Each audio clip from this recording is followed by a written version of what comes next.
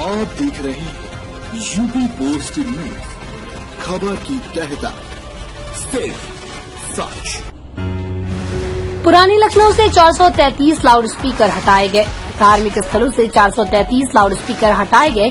कई जगह लाउड स्पीकरों की आवाज कम की गई। सभी धर्मों के धर्मगुरुओं ने प्रशासन का सहयोग किया। मंदिर, मस्जिद और गुरुद्वारे से लाउड स्पीकर हटाए गए। जैसा कि राज्य सरकार ने आदेश जारी किया था कि 30 अप्रैल तक अनुपालन रिपोर्ट मांगी गई है।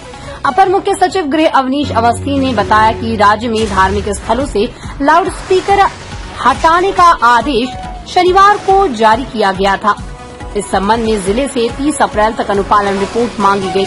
उन्होंने बताया कि पुलिस को धार्मिक नेताओं के साथ संवाद स्थापित करने और अवैध लाउड स्पीकर हटाने का निर्देश दिया गया। जैसा कि आज पुरानी लखनऊ से 433 धार्मिक स्थलों से स्पीकर हटाए गए। चाहे मंदिर या मस्जिद, दोनों तरफ से स्पीकर हटाए गए। देख सकते हैं तस्वीरों में आप। सबसे बड़ी बात ये कि यूपी के मुख्यमंत्री योगी आदित्यनाथ ने आदेश दिया था कि उन्हीं की धार्मिक जुलूस को दी जाए अनुमति जो पारंपरिक हो। नए आयोजनों को अनावश्यक अनुमति न दी जाए। 31,000 जगहों पर होगी अलविदा जुमे की नमाज। इसके लिए खास विशेष इंतजाम किए गए। पीएससी, केंद्रीय सशस्त्र अर्धसैनिक बलों सहित आंतरिक बलों को तैनात भी किया गया। पूरे यूपी में 7 शांति समितियों की बैठक भी हुई है। लखनऊ से समीर नकवी की रिपोर्ट।